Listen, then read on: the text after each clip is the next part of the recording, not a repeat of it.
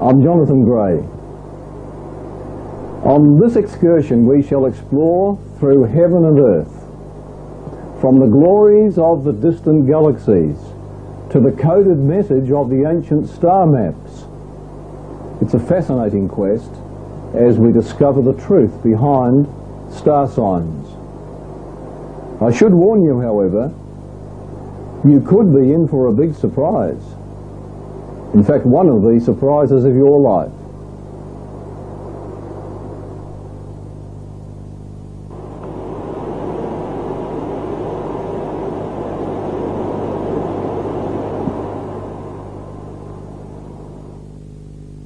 Jill stepped from under the shop veranda. It was raining. A passing van swished mud on her stockings. She paused to wipe them and fix her umbrella, then pushed out into the blinding rain. Screech! Thud! Jill Herring's life was over. Till now it had been roses. An astrologer promised for her a tall, dark stranger and children. Even the long trip had been hinted at. Great stuff, this astrology. Soon, she was assured, would come a nice surprise. Poor Jill. A surprise indeed. What went wrong?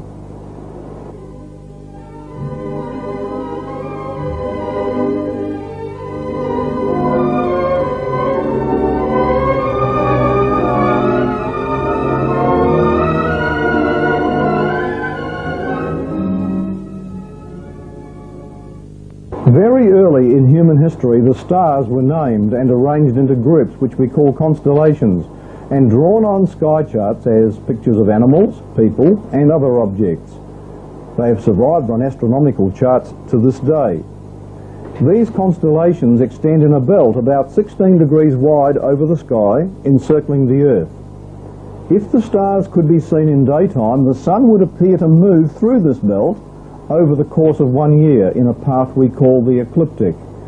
It is this belt, with 12 months for its steps or stages, that we call the zodiac, which means simply a way by steps. Each stage of the yearly circle contains its own group of stars designated by a picture or sign. These are the 12 signs of the zodiac. Did I say 12? Make that 48. For each of these 12 signs is co-joined with 3 others, known as decans. The primeval star charts, therefore, contains 12 basic signs and 36 explanatory signs, making a total of 48. Does this universal language of the stars, as some believe, contain a message for mankind, or is it just nonsense? Tony Lawrence was a New Age devotee. This motivated him to do thorough research into the practice of astrology, and what Tony discovered surprised him. He writes, "Through the years I studied astrology. I was always curious about the signs themselves, notwithstanding the effect they had purportedly on our lives. I wanted to know what they actually meant. Discovering this would not be easy. No astrologist, famous or unknown, could tell me anything. They could tell me all about how the signs affect one another, the houses, the decans, relationships to other constellations, etc., but the actual signs were a complete mystery among the entire international astrological community. In fact, one of them told me, 'Don't worry about what they might mean. Whatever they meant has long been lost. Just let's worry about how they affect us.' However, I was not satisfied. I had to discover why these particular signs were chosen for certain star groups. What was their esoteric meaning? What is the meaning of the water bearer? What is the message of Capricorn, the head and torso of a dying goat with back parts of a writhing fish? What is the meaning of the scales, known as Libra, or the ox, that's Taurus, and all the other creatures and objects? I was certain that if I uncovered the secret message of the zodiac, I could find marvellous hidden treasures. For example, possibly the identity of the Christ or the Messiah of the Aquarian age. The signs were there for a purpose, and I wanted to discover what that purpose was. I started my quest by comparing various astrological charts and found that other cultures do not always use the same signs we use. The Chinese, for example, use such things as a horse, dog, chicken, etc. The ancient Chinese signs had been the same as our Occidental version, but a long time ago a Chinese emperor had changed them. I also discovered, surprisingly, that the earliest charts of the zodiac were Hebrew. The Greeks derived their knowledge of the zodiac from the Hebrews. The Romans got their information from the Arabs, who also had received it from the Hebrews. Well, this led Troy Lawrence to the record of the Hebrews, that is, the Bible, to solve the mystery. And he reports, "If I could uncover the hidden meaning of these signs, I could unveil the great truths originally declared by those who created the signs. Little did I know that I was about to embark on an awesome tour. I would indeed discover long hidden secrets, shrouded information that nonetheless left a clear message for our time." Modern fortune-telling by astrology, friends, has its origins in Babylon, around 300 BC. The system was built on the notion that the stars themselves were gods with intelligence, emotions and will. The stars, knowing what was best, wisely chose each person's destiny. Today, a person is said to be born under a particular star sign, and that star sign is supposed to guide his life. Present-day astrology is based on where the stars were in the sky over 2,000 years ago, when the horoscope was invented. However, since the horoscope was invented, the position of the Earth in space has moved about 30 degrees or a full sign. As a result, the dates for each sign are no longer representing the time when the Sun is in the related constellation. Today, when according to astrology, the Sun is supposed to be in Aries, it is really in Pisces. So if you were a Cancer, you should really be instead a Leo. But even then, planetary influences upon your life are not really significant.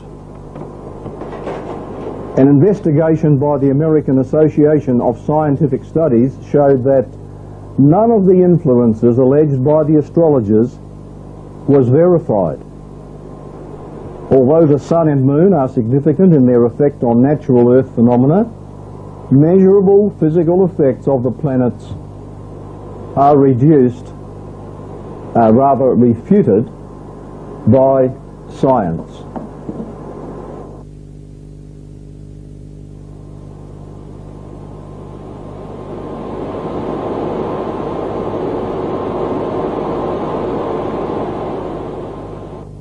The star signs in use today are much older than astrology. So, where did they come from? In my book, Dead Men's Secrets, I describe how the ancient civilizations mapped the whole ancient world. At least 14 ancient maps survive. The old civilizations also charted accurate maps of the sky, and on those sky charts the stars were arranged into groups which today we call constellations. The features of those sky maps show them to be about 6,000 years old. How do we know that? Well, let's take land maps as an example. Maps of the Earth portray features for the benefit of contemporaries who will use them. Because boundaries, physical features and roads or knowledge of the area may change over the years, One can usually discover for what time in history a map was prepared by the features on it. Similarly, maps of the sky reflect features that can date them.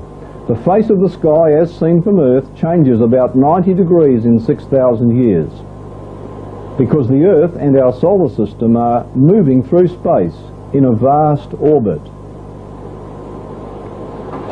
On the oldest sky charts, the Southern Cross was visible in the northern hemisphere from 40 degrees northern latitude. On the oldest sky charts, Alpha in Draco was the pole star. In that remote age, the star group Taurus opened the equinoctial year, with the sun crossing that part of the sky in March. It no longer does that. At that time of the year, the sun is now 90 degrees further around the sky in Aquarius. On the oldest sky charts, the summer solstice was in the first degree of Virgo. Put simply, we have moved through space 90 degrees, or a quarter of a circle against the background of the stars, since the earliest sky maps were recorded. This means that the features on those maps are 6,000 years old, approximately.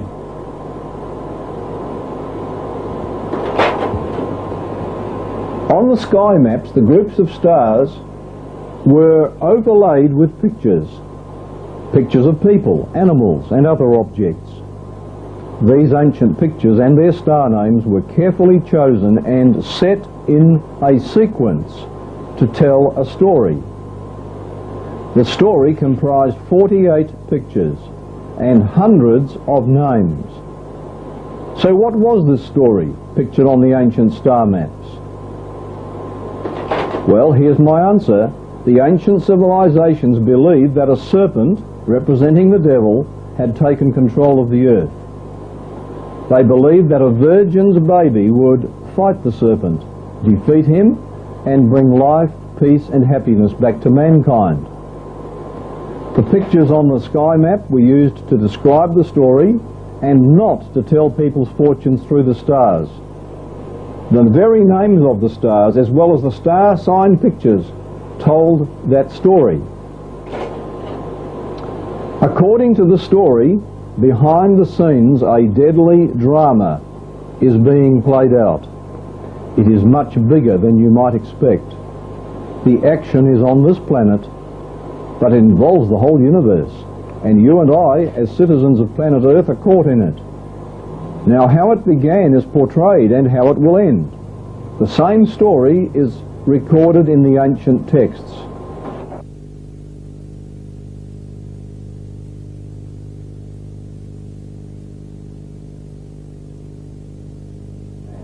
And there was war in heaven.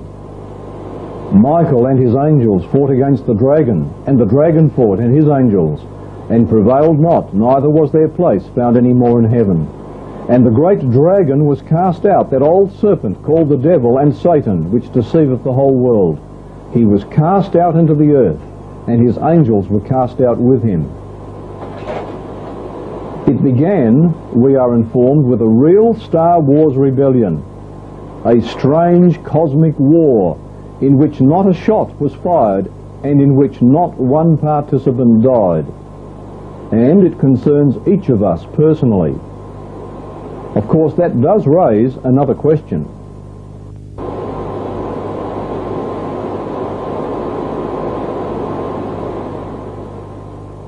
Out in that universe whose bright lights we can see each night, astronomers reason that there must be many worlds inhabited by people like ourselves. Dr. Alan Wright, a radio astronomer at the Parkes Observatory, New South Wales, Australia, says it's the height of egotism and arrogance for us to believe that of the 1,000 million stars in our galaxy alone, ours is the only one that has a planet that supports life. Strong circumstantial evidence that other stars have planets. Numerous red and yellow dwarf stars, like the Sun, rotate more slowly than might be expected of bodies their size. This indicates they have planets in orbit around them. An infrared astronomy satellite launched by the United States found that some stars had a blurry appearance. This suggested they had cooler material, probably planets, orbiting around them.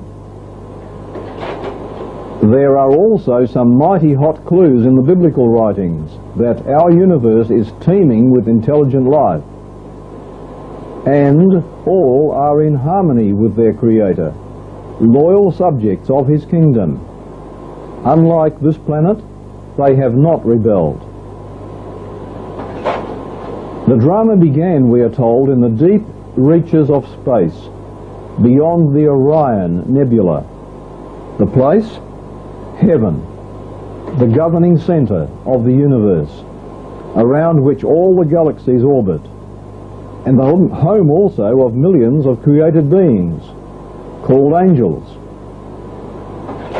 Lucifer, a brilliant, handsome and powerful leader, became dissatisfied with his own position.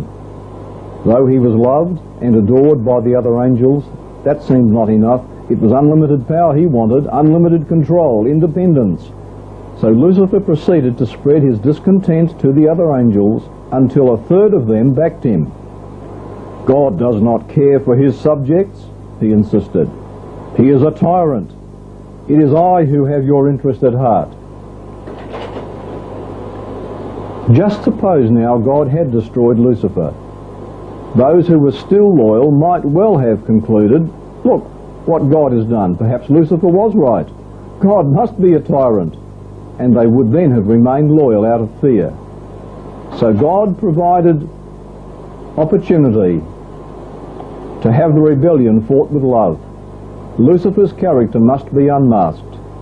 This mysterious virus of sin must be allowed to show its results to all. And the Creator would place himself on trial before his subjects and let them see just who it is that cares. Lucifer, in open revolt, had disowned the supremacy of God and set up a rebel independence. And now Lucifer, or Satan, with his sympathizers, was banished from heaven. This event is recorded in the oral and written history of many ancient nations, from Babylonia to Mexico. Now, bitter and simmering for revenge, these demons looked for a new homeland and headed for our world, planet Earth, newly created. This would be his battlefield. From here he would fight back. Here he would set up his kingdom and prove his plan was better. And so the main stage of the war now shifted to Earth. But the target of his rage was still God's prince. Our first parents were placed on this earth. It was a beautiful world, singing with life. And God blessed them. And God said unto them, be fruitful, and multiply, and have dominion. As Satan himself, banished from home, saw the first man and woman appointed custodians over this planet, he was furious, and he planned vengeance. He waited. That fateful day when the demon appeared in a disguise and contrived the first seance was an electrifying experience. He told the happy couple that their Creator was a tyrant. Go it alone, he said. Be independent. You don't need God. And so they joined the rebellion. There was no escaping their guilt. The Creator had surrounded them with evidences of his love, yet they had listened to the enemy's slander and doubted the Creator's integrity. They had failed him. They had known nothing but evil, and God had desired that they should never know evil. They had chosen, and evil they should know. Up till now they were without sin, and they were able to dialogue with God. But sin would now mar this harmony. It would bias them against God's law and defile them. From now on, they and the entire human race would no longer enjoy that luxury. But it was worse. Now that they were separated from the life-giver, the natural consequence would be death. From that day they began to die, cell by cell, and this process would be passed down to all their children. And so today we have a world in agony, and one may ask, well, if God is all-powerful, then why does he permit all this violence, all this poverty, injustice? Why is this lonely planet full of tears? Does God really care? Is there an answer? Well, indeed there is, and it does make sense. It's all about free will. Free will, yes, it's almost as precious as life, isn't it? Let's face it, the Creator could have made us as robots, so we had to do as He said, so that when He pressed a button, as it were, we'd get down on our knees and say, I love you, I love you, I love you. No freedom in that. The fact that we do have freedom to choose tells us much, I believe, about the Creator. I think this points to the reason why He made us. A God of love, His heart bursting with an urge to share, He created intelligent beings as objects of that love. And He loves what He's created so much that He wants them to experience the greatest happiness possible. Therefore, He gives us free will. It's only as we choose to engage in some enterprise that optimum happiness is possible. That couldn't be if we were mere robots. Rather, He wanted from us the natural response of unforced love from a spontaneous and free heart. He's made us free even to disregard His existence if we wish, or to ignore His laws. We were created free to run the world and even to make a mess. You might say that's one of the most winsome, beautiful and basic things about God, His love of liberty. And He gave us laws for our well-being that make a great deal of sense. Ignore them and we suffer, and our actions can make others suffer. Still, in this world so full of confusion today, there are people seeking for answers, and many of them turn to astrology. But back to our story. After mankind's entrapment, Satan had won the first round.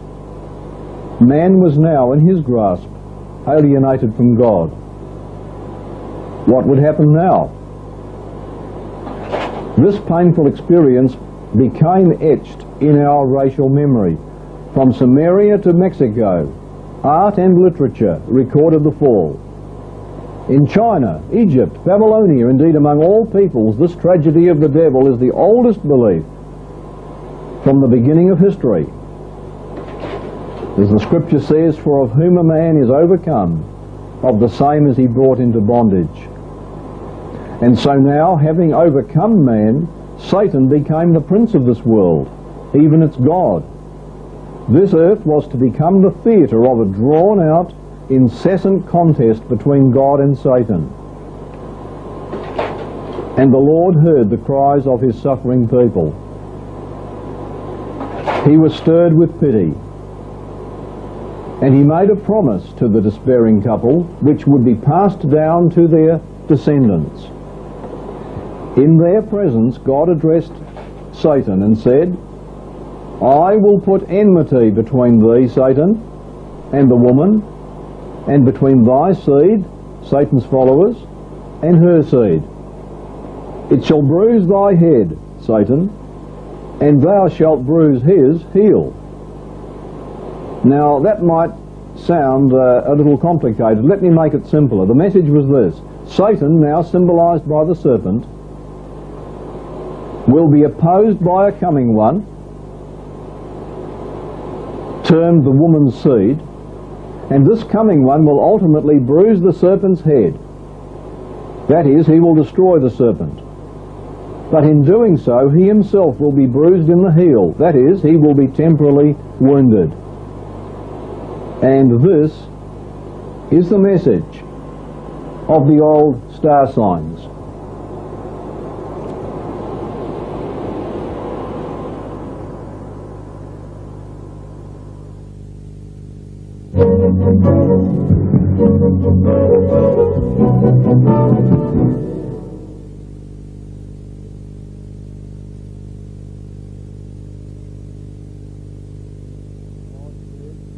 Let there be lights in the firmament of the heaven to divide the day from the night, and let them be for signs, and for seasons, and for days and years. According to very old documents From the beginning of man's presence on earth, one purpose of the heavenly lights was to be for signs. That is, to signify something beyond themselves, to carry some special teaching different from what is naturally deducible from them. The word signs in this passage from Genesis is the Hebrew word othoth, the plural of oth, from the Hebrew root meaning to come. Hence, a sign of something to come, a future event. We shall soon stumble upon an exciting discovery in the stars. But first, let's lay the foundation. The ancient civilizations believed that God himself named the stars, and the Hebrew writings agree. The psalmist wrote, "He, God, calleth them all by their names." The prophet Isaiah says that the stars were given their names at the time of creation, when God brought forth their host in their numbers. Was there a special purpose in the Creator himself naming the stars? On this very point, the psalmist writes, "The heavens declare the glory of God, and the firmament showeth his handiwork. Day unto day uttereth speech, and night unto night showeth knowledge. There is no speech nor language where their voice is not heard. Their line is gone out through all the earth, and their words to the end of the world." Here you see a reference to the stars speaking and revealing knowledge and truth. Now this may seem a puzzling statement until we realize that from the days of Adam, God's message and future program for mankind has been outlined through the stars for all to know. Let me assure you, friends, here that we are not talking about demonic astrology and horoscope casting, but we are talking about a story told by the names of the stars and the constellation figures. It's rather a tragedy that many today, because of fears for the future, have turned to the occult to discover what may lie before them. But by a beautiful contrast to these powers of darkness, God, in whom there's light and no darkness at all, has revealed his plans in two beautiful volumes. Firstly, the Scriptures, God's written revelation to man, and secondly, before the Bible ever existed, the 48 constellations told the same story. In the first century, the Apostle Paul tells how the world has a chance to learn the good news, the gospel. Writing to the Romans, he asks, "Have they, the heathen, not heard? Yes, truly they have heard, for," he says, "their sound went unto all the earth, and their words unto the ends of the world." Paul is saying that the heathen around the world have all heard the message of the gospel, and to support his claim, he is quoted from Psalm chapter 19. Just compare these two passages. Paul says, "Their sound went unto all the earth, and their words unto the ends of the earth." The Psalms, talking about the stars, says, "Their line is gone out through all the earth, and their words to the end of the world." You see, they're speaking concerning the same subject, the stars. The they who are doing the preaching that Paul refers to is the stars and the constellations of the heavens. Thus the story, whatever it is common to all languages and peoples, as the star names and constellation figures are the same around the world. There is no speech or language, says the psalmist, where their voice is not heard. And the Apostle Paul states here quite clearly that these stars are preaching the gospel. The names of the stars are telling a story. This then is how the heavens declare God's glory and show forth the knowledge of him.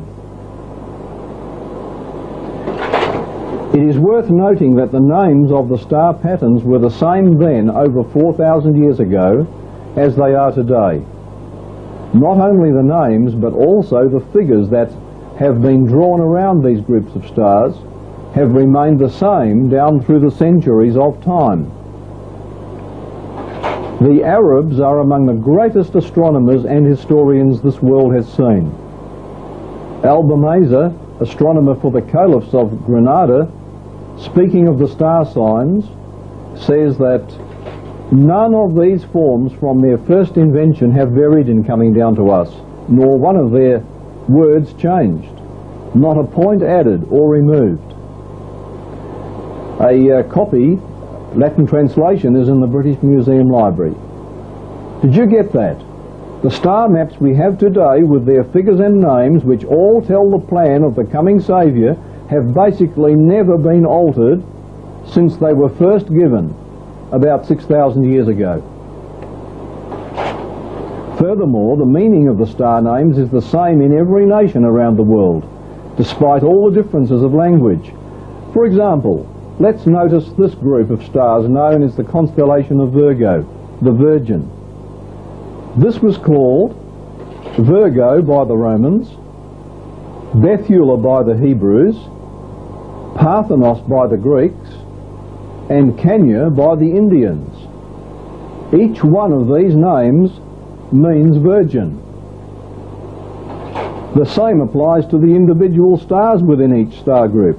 If we stay with Virgo for this, the brightest star there is Spica, which is Latin for seed. But the Hebrews called it Zerah, which also means seed. We could go through each of the languages, all having the same star name meanings. There must have been a common source, and this common source must have been our first parent, Adam. Before the flood and up to the Tower of Babel, there was only one language throughout the whole earth. Adam was given the star names by God, and these names were then carried with all languages following the dispersion of the Tower of Babel, and each language had the same meaning for the same stars. However, back now to the ancient record of Genesis. And God said, "Let there be lights in the firmament of heaven, and let them be for signs, and seasons, and days, and years." As you drive along a road, a sign conveys information, does it not? We shall see now that the heavenly signs also convey information and give a message through their very names which the Creator gave them. But on the sky map, where does the message begin? Well, the answer is the original star maps began with Virgo, and they went around the circle of the sky and ended with Leo.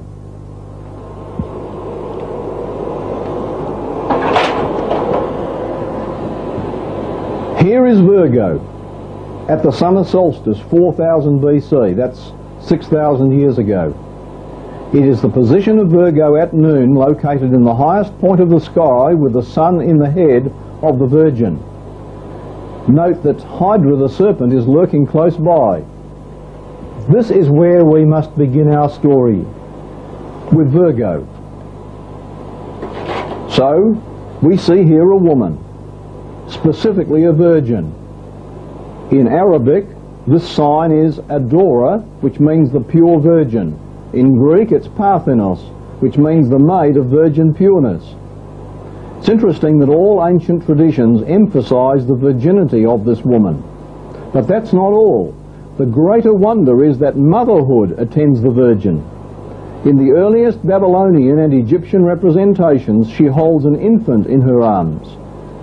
William Shakespeare refers to this good boy in Virgo's lap.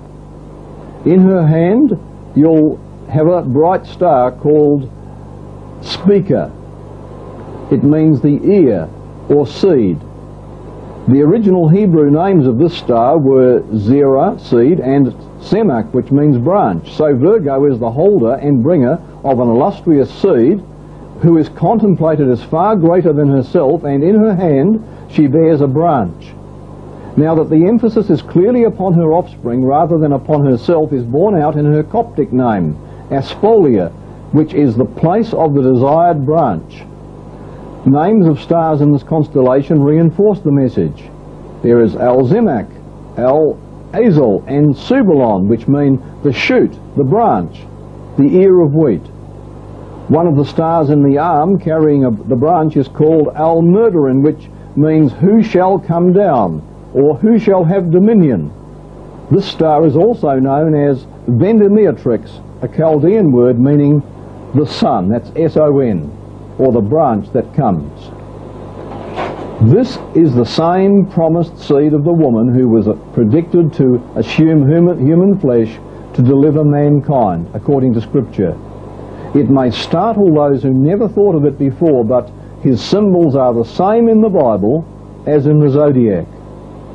Not only is he the seed, according to John 12:24, he is introduced also as the man whose name is the branch, the servant, the branch, according to Old Testament scriptures. This identification is unmistakable. The virgin awaits her promised son, and this is still further defined by an adjacent constellation sign, Coma. Coma in the Hebrew and Oriental dialects means the desired, the longed for. An ancient Arabian astronomer, Al-Bamaza, describes this zodiac sign. He says, there arises in the first decan, as the Persians, Chaldeans and Egyptians and the two Hermes and Asclepius teach, a young woman whose Persian name denotes a pure virgin, sitting on a throne, nourishing an infant boy, said boy having a Hebrew name, by some nations called Ihisu, with the signification of Isa, which in Greek is called Christ. Is that surprising? Clearly the woman in Virgo and the woman in this side piece of Virgo are one and the same, and the infant, the seed, and the branch must likewise be identified together. The head of the son is slightly higher than the head of the mother, hieroglyphically symbolizing that he is to be the greater.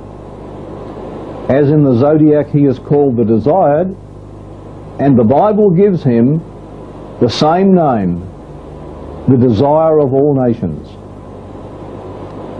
Here, in an ancient zodiac prophecy, as early as 4000 BC, we have a virgin longing for the birth of her son, a greater one who is desired or expected by all nations. And here is another bombshell.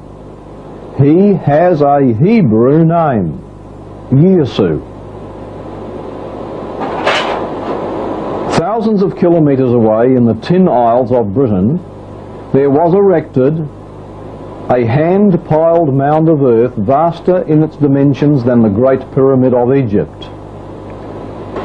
This is Glastonbury Tor in Somerset.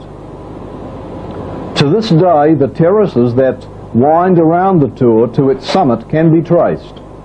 On such eminences, the Druids had their astronomical observatories from which they studied the heavens. In this knowledge, the Greek and Roman alike extolled the Druids as the greatest teachers of this complicated science. And latest research shows that the Druids, contrary to the assertion of their enemies, were not pagans who practiced human sacrifice. The more that researchers study the Celtic Druidic religion, the more astonished are they with its similarity with that of old Israel. There are many who maintain that the Druids, simultaneously with the wise men of Persia, had discovered in the heavens the star of prophecy, which heralded the long-expected one who was to lighten the world, the star that should arise out of Jacob.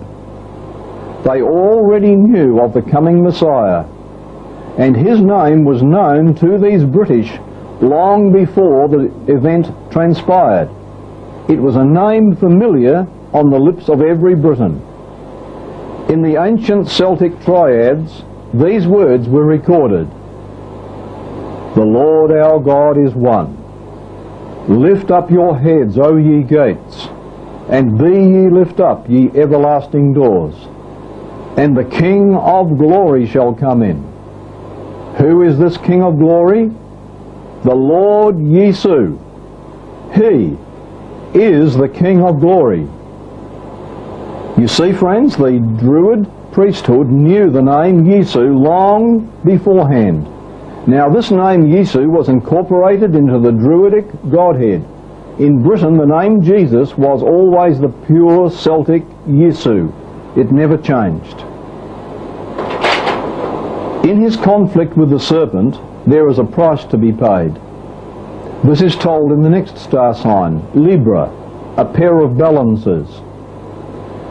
The position of the beam, which a feather's weight may alter, bespeaks the fortunes of the characters pictured, the adjustment of a vast and mighty feud. And the whole instrument in operation indicates the eternal justice which presides over the universe. The downside of the scales is toward the deadly scorpion. In some zodiacs, the bowl on the left was held by the scorpion's claws. In others, the claws occasionally intruded on the place of the scales. In other languages, Libra was given names meaning purchase, redemption, gain, and also the gracious branch. Star names in this constellation reflect the same meaning. A star on one of the scales means the price deficient. A star name on the other side signifies the price that covers. This same Hebrew word means atonement or covering of sins. Another star is Zubin Akrabi, which means the price of the conflict. Did you know that the imagery of Libra is also used in the Bible? In the Psalms it is said that men are laid in the balance. In Daniel they are weighed in the balances and found wanting. One can be saved only through the deliverer's sacrifice as our substitute. Sin, you see, is like a debt. It can be discharged by a friend of the debtor. If the government condemns, the government can accept a substitute for the penalty. So we are informed that Jesus has redeemed us to God. He's repurchased us by his own shed blood. Hieroglyphically, in the next sign we see a man riding on a horse, just as the Messiah was to do eventually as he rode into Jerusalem on a donkey. But he would be rejected and despised.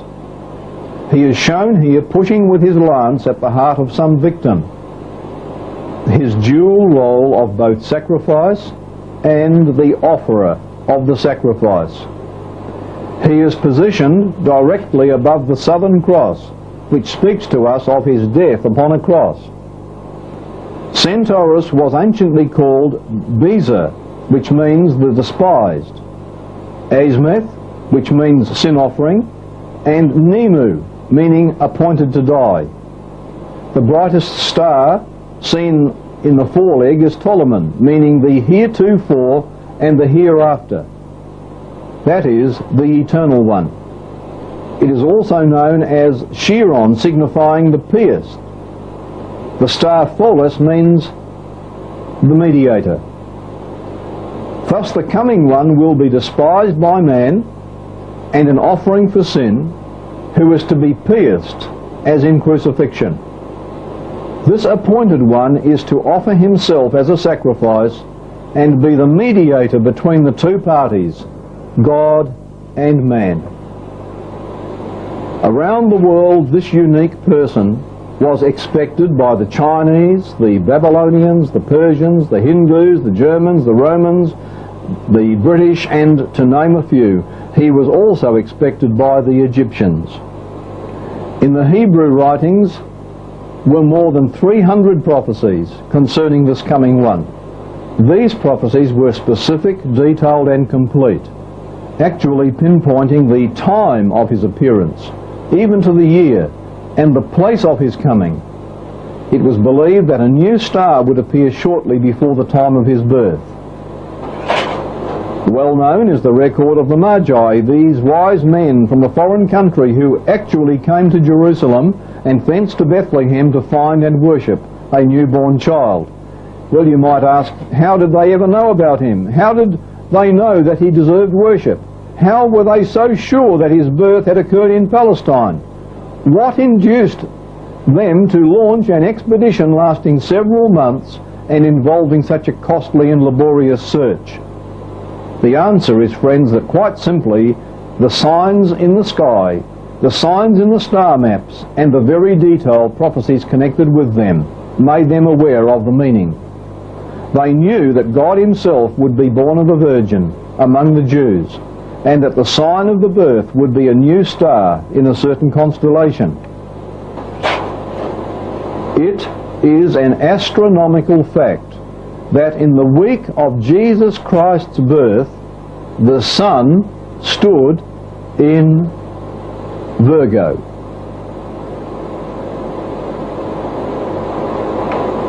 It is also a verifiable fact that just 9 months earlier, the sign of the Virgin at midnight was just rising on the eastern horizon.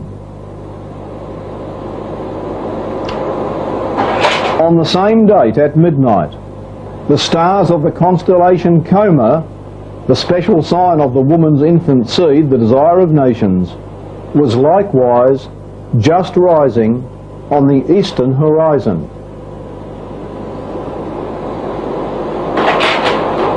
Several nations preserved an ancient prophecy that in the period in which the promised one should be born, there would appear a very bright star in the sky. This new star was expected to appear in the sign of the Virgin. It is a fact that a new and peculiar star did make its appearance in the period immediately preceding Jesus' birth. It was so bright as to be visible even in the daytime, and it continued in the sky during the whole period of Jesus' lifetime and for a period thereafter. It was in the first decan of Virgo, namely Coma, which was the sign of the infant with the Virgin, and it marked the very head of that infant. The prophets marveled at the fact. Into enemy territory, where Satan claimed dominion, God was permitting his Son to come in the form of a helpless baby, subject to the weakness of humanity. So, the deliverer assumed a material body in order that he might rescue mankind. Paul, a former enemy of Jesus, later would write, "Of his own free will he gave up all he had and took the nature of a servant. He became like man and took human likeness. He was humble and walked in the path of obedience, all the way to death, his death on the cross."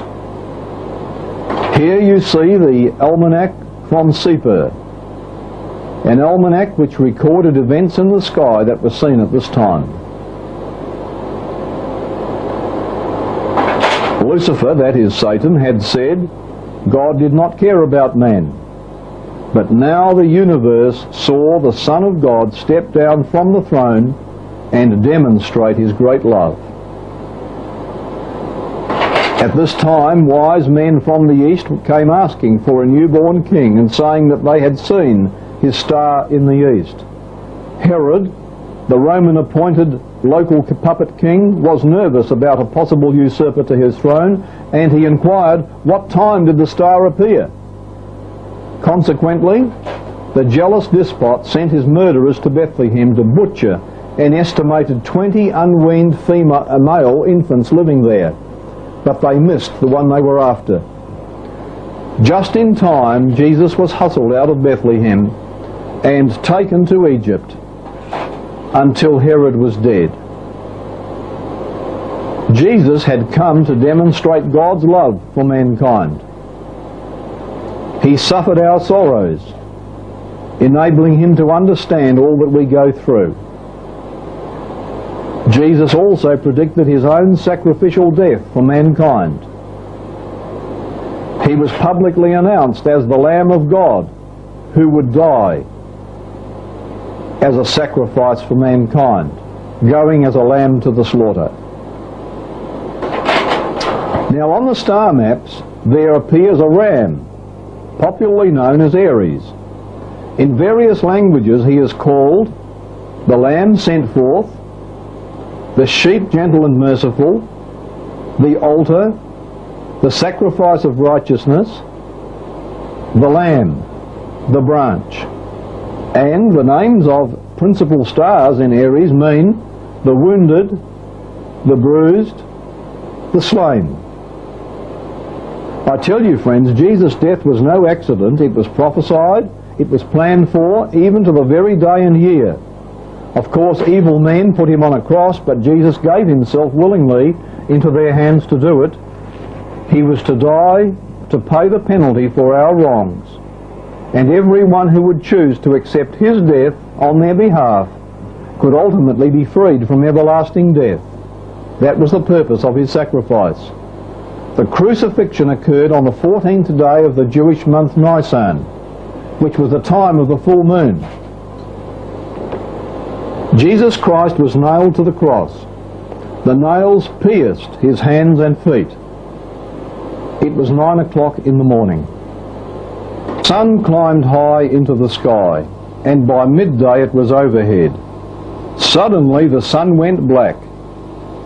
The darkness continued for 3 hours. Could this have been a natural eclipse? Oh, indeed no. You see, it was the time of the full moon, and the moon could never eclipse the sun at that time, because it was in the opposite side of the sky. On the day of Jesus' death, in March-April AD 31, the sun was in the constellation Aries. At midday, Aries, the sign of the dying ram or lamb, stood right over the cross, right over Jerusalem. Then the sun was blacked out. At night, when the sun doesn't shine, we can see the stars. I don't know whether the stars became visible that day, but if they did, one might have seen 2 stars standing very close to the darkened sun. You see, at the very hour of the crucifixion, the sun stood at the very spot in Aries marked by the 2 stars, El Nath, which means the pierced, the wounded or slain, and Al Sheraton, which means the bruised or wounded. The Old Testament prophets said he would be pierced, wounded for our transgressions, bruised for our iniquities.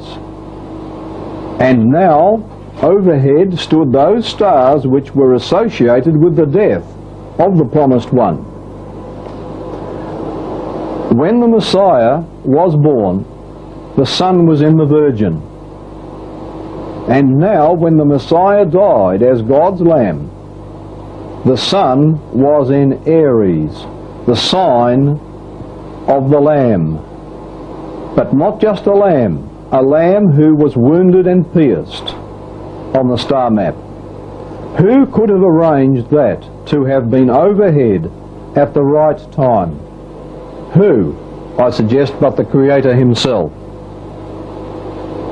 Now Satan had charged that God was a tyrant who did not care about his subjects, and that he, Satan, could set up a better government. But when the watching universe saw the centuries of hatred, heartache and death upon planet Earth, they began to understand. And when they saw God come to the rescue of man and saw Satan instigate the crucifixion of his own Creator, inflicting on him the most shameful, the most agonizing of deaths, could there be any longer any doubt? The cross was both the ultimate evidence of his malicious hatred and of the Creator's great love for man.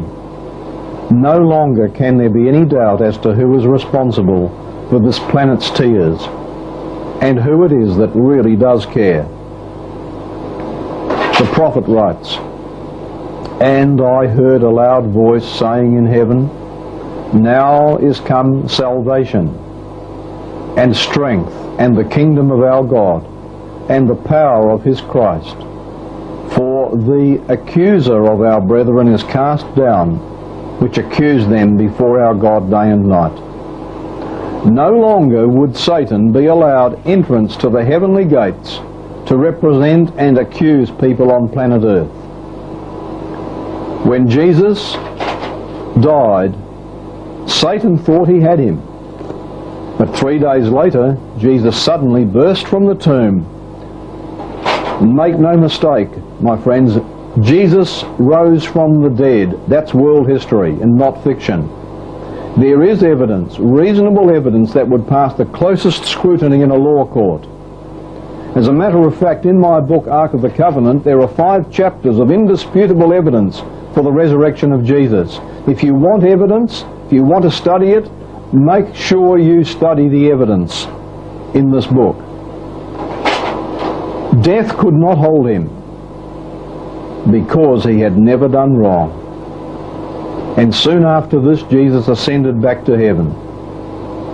From now on, Jesus, having overcome Satan, would be the one to represent us. And if any man sin, we have an advocate with the Father, Jesus Christ, the righteous. This is the constellation known as Ophiuchus. We see here this constellation on the old star maps. We see a great serpent in all its giant proportions, the serpent's reaching after the heavenly crown, and the strong man Ophiuchus is wrestling with him for the crown. As the serpent reaches for the crown, he's held tight by Ophiuchus, the serpent holder. His Egyptian name means the chief who shall come. He is also called the desired one. He is also said to be bruised. And not only that, he's called the healer and the universal remedy. You notice the scorpion raises its tail to strike his heel. Symbolically, the scorpion and the serpent are the same enemy. With one foot lifted from the serpent's tail as stung and hurt, he is in the act of crushing the serpent's head with the other. You remember that world's oldest prophecy that we saw earlier concerning the coming seed of the woman? The prophecy said, "He shall bruise your head, and you shall bruise his heel." Now the meanings of some star names in this constellation are the serpent held, treading underfoot, bruised, the wounding, contending. In Arabic and Syriac, Scorpio's name means wounding, conflict, war. In Coptic it means attack of the enemy. The principal star in this group is Antares, which means wounding. This star shines ominously with a deep red light. The star Al-Akrib means wounding him that cometh. The star Lesath in the sting of the scorpion means the perverse. You see, it is a battle for dominion. The dominion that was stolen from our first parents and usurped by Satan, but is now to be regained for mankind by the coming deliverer. One of serpent's stars has a name meaning the accursed.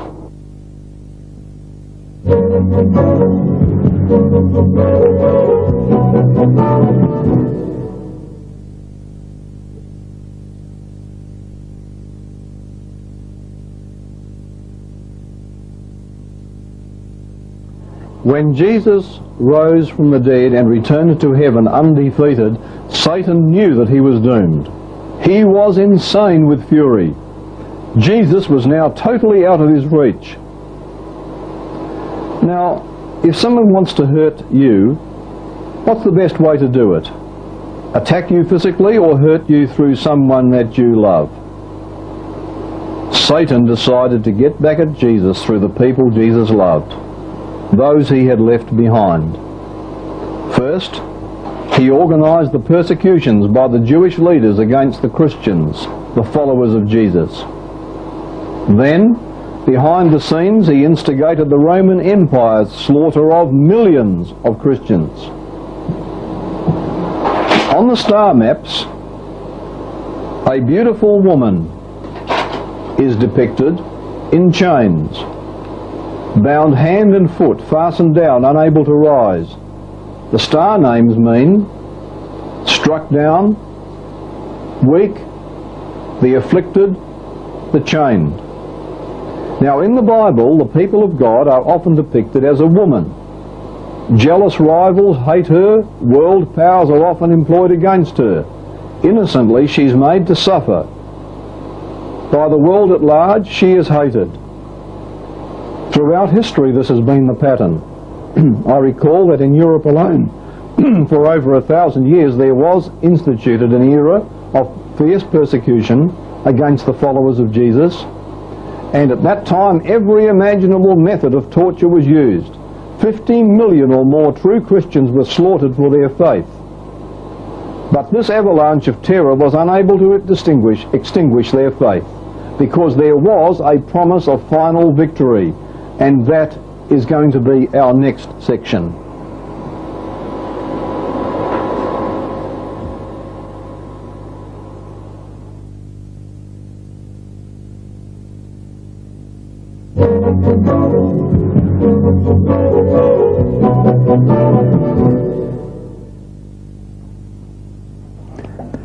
It is reported that when Hitler saw that he was about to lose World War II, he confided to one of his officers, "If I go down and Germany goes down, I shall drag the whole world down with me." So, as Satan's end approaches, he is working overtime to drag this world down with him. The final showdown looms before us, and here we see a lion, king of beasts, the sign of the Lion of Judah, King of Kings. Thoroughly roused, this lion is full of majesty.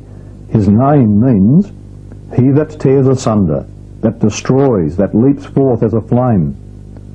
The lion, associated with royalty and dominion, is fitted for the work of capture and destruction, so fierce and powerful that no other animal can withstand him.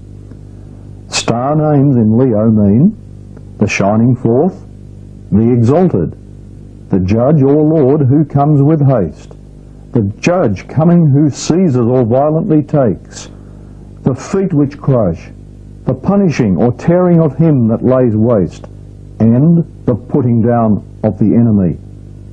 It is a deadly war, you see.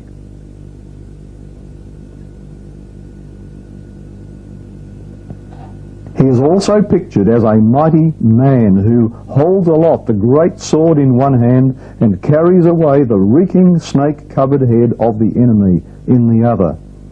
His name, Perseus, means the breaker. The names of his stars are he who breaks, who carries away, and who helps. The ancients understood him to be the son of the divine Father who would rescue the chained woman and destroy her enemy. The monster's snake-covered head has a star called Medusa, meaning the trodden underfoot. Other stars in this snake head are Al-Gol, the evil spirit, Al-Oneh, the weakened, the subdued, and lest there be any doubt as to whom the severed head belongs, one star is actually named Rosh Satan, which means Satan's head.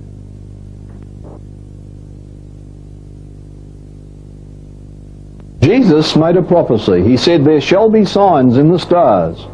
The biblical prophets stated that as the end time draws near, the stars shall fall from heaven as a sign, like unripe figs falling from the tree when a strong wind shakes it. Now this prophecy was strikingly and impressively fulfilled on the night of November the 13th, 1833. Over millions of square miles it was seen. The most extensive and spectacular display of falling stars ever recorded. Astonished eyewitnesses declared that never did rain fall much thicker than the meteors fell toward the earth. The whole sky seemed in motion. From 2 a.m. to broad daylight, it seemed as though all the stars were assembling at one point, and simultaneously shooting like missiles to every part of the horizon, to the north, south, east and west. Thousands followed thousands, hour after hour, as though created for the occasion. Careful scientific accounts indicate that more than 1 billion shooting stars appeared over Canada and the United States alone. Henry James Ward wrote the next day in the New York Journal of Commerce, "They flew, they were cast, like the unripe fruit, which at first refuses to leave the branch, and when it does break its hold, flies swiftly straight off, descending, and in the multitude falling, some across the track of others, as they are thrown with more or less force." The phenomenon was repeated and distributed over various parts of the world soon after. A correspondent in the New York Journal of Commerce, November 14, 1833, says, "No philosopher or scholar has told or recorded an event like that of yesterday morning. A prophet 1800 years ago foretold it exactly." The biblical prophet said that Judah's lion would bring on the falling of the stars. This is the prophet of John in the Revelation. And do you know the part of the sky from which that great shower of falling stars emanated? Perhaps I should let a scientist tell you. The meteors, he says, as seen by most observers, appeared to proceed from a fixed point in the heavens. Those who marked its position among the fixed stars observed it to be in the constellation Leo, in which it appeared stationary, accompanying that constellation in its diurnal progress. Did you get that? It is an astronomical fact that at the time prophesied occurred the most extensive and spectacular display of falling stars in history. Such an event, according to prophecy, was to be orchestrated by the Lion of Judah and would be as a warning, a signpost telling us that we were entering the last phase of man's history on earth. Now here is a fact. This extravaganza did emanate from Leo, which is the zodiac sign of the judge who is coming to execute judgment and reign as King of Kings. Long ago Satan had boasted, "I will ascend into heaven. I will exalt my throne above the stars of God. I will sit also upon the sides of the north. I will be like the Most High." Now what does this expression mean? I will sit upon the sides of the north. Friends, each night as the stars move across the face of the northern hemisphere sky, there is one spot that appears not to move. If you were to set a camera in super slow motion, you would be able to photograph this scene. Now, as we see this other photograph, the location of the North Polar Star is right here. This is taken from an observatory. You'll notice how all the sky appears to revolve around the North Polar Star. This effect is brought about by what is known as the axis of the Earth's rotation. Throughout history, sailors have navigated by the position of the North Polar Star. The pole star, if you didn't know, has always been a central point in the northern heavens from which to locate positions on Earth. Position of the pole star on the old star maps. These maps, as we noted earlier, are 6,000 years old in their origins. 6,000 years ago, when this Earth first fell under the power of Satan and the promise of a coming Messiah was recorded in the stars, at that time the pole star was Alpha Draconis in the sign of the dragon. Satan was portrayed on the star maps as winding himself around the sides of the north, coiling himself almost completely around the northern pole of the heavens, as if to indicate his subtle influence on world affairs, symbolically the throne the central governing point of the Earth's motion was in Satan's possession. But now, as we move near the end of the drama, something has changed in the sky as seen from Earth. At the turn of the 20th century into the 21st century, notice, here is a new position for the North Polar Star. You'll see it here at the bottom of this picture. The dragon actually has fallen lower in the sky, and the celestial pole is now moving toward the constellation Cepheus, who is the crowned and enthroned king with a scepter in his hand, and his feet planted on the present pole star.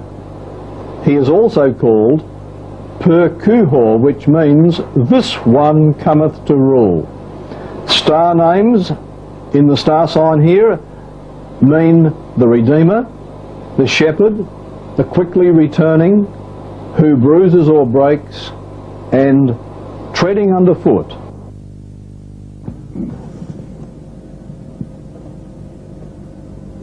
According to the biblical prophecy of Revelation, Jesus is to return as King of Kings and Lord of Lords, with a crown on his head and a scepter in his hand. He is coming back to interrupt world history and take dominion.